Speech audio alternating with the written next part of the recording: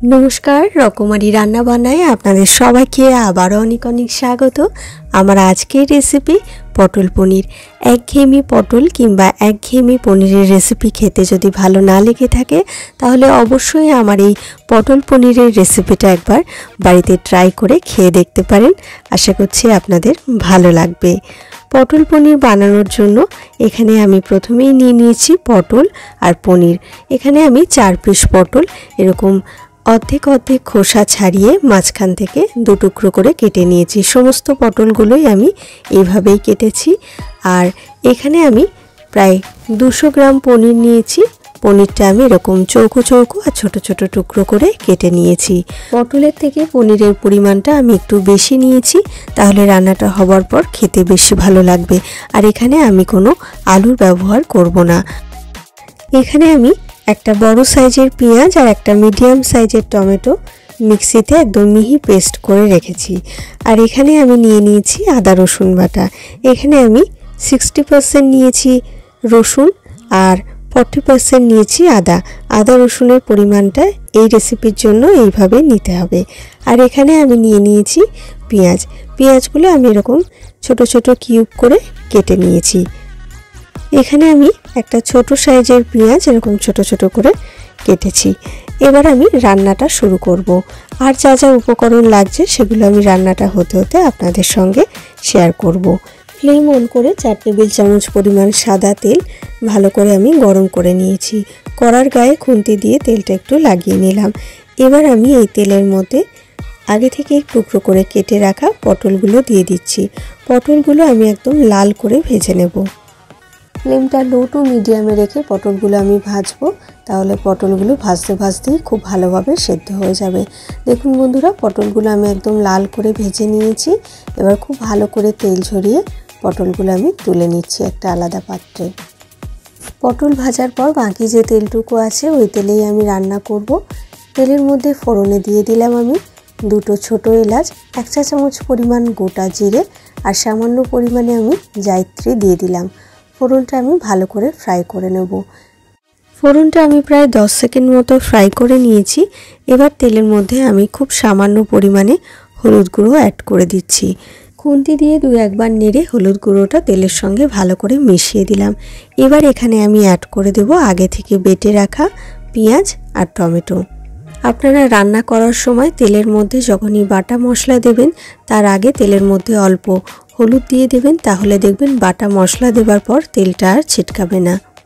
পেঁয়াজ আর টমেটো বাটাটা আমি প্রায় 2 মিনিট মতো কষিয়ে নিয়েছি। পেঁয়াজ আর টমেটোর কাঁচা গন্ধ চলে গেছে। এবার আমি এখানে অ্যাড করে দিচ্ছি আদা রসুন বাটাটা।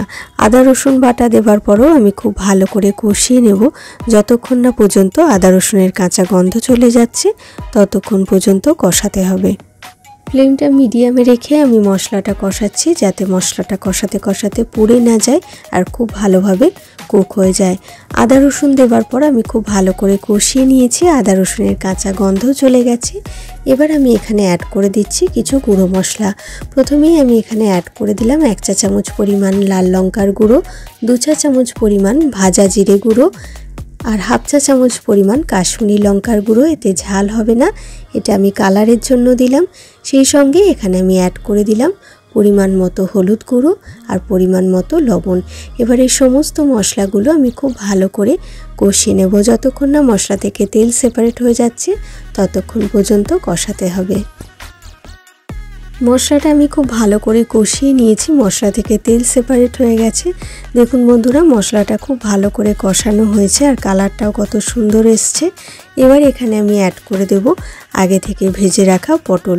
পটল দিয়ে কষাবো না, আমি 2-1 বার নেড়ে নিয়ে মশলার সঙ্গে পটলটা ভালো করে মিশিয়ে নিচ্ছি।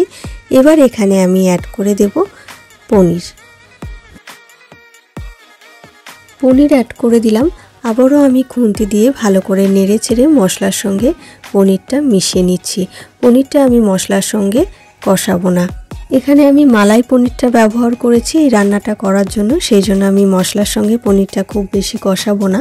তবে আপনারা যদি নর্মাল দোকান থেকে কেনা পনির ব্যবহার করেন তাহলে মশলার সঙ্গে অল্প কষিয়ে নেবেন। খুন্তি দিয়ে নেড়ে ছেড়ে মশলার সঙ্গে পনিরটা খুব ভালোভাবে মিশিয়ে নিয়েছি। এবার আমি এখানে অ্যাড করে দিলাম পরিমাণ মতো গরম জল।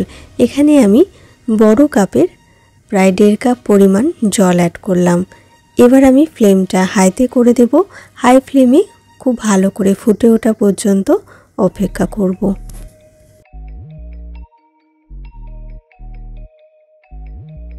ঝোলটা খুব ভালোভাবে ফুটতে শুরু করে দিয়েছে।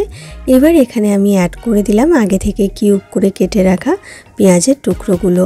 খুন্তি দিয়ে 2-1 বার নেড়ে সব কিছু আবারও ভালো করে মিশিয়ে নিলাম। এবার আমি ঢাকা দিয়ে ফ্লেমটা মিডিয়ামে করে দিয়ে প্রায় 5 থেকে 7 মিনিট মতো ফুটিয়ে নেব। আমি আপনাদের প্রায় 7 মিনিট পর দেখাচ্ছি। মিডিয়াম ফ্লেমে ঢাকা দিয়ে আমি প্রায় 7 মিনিট মতো ফুটিয়ে নিয়েছি। রেডি হয়ে গেছে আমার আজকের রেসিপি পটল পনির।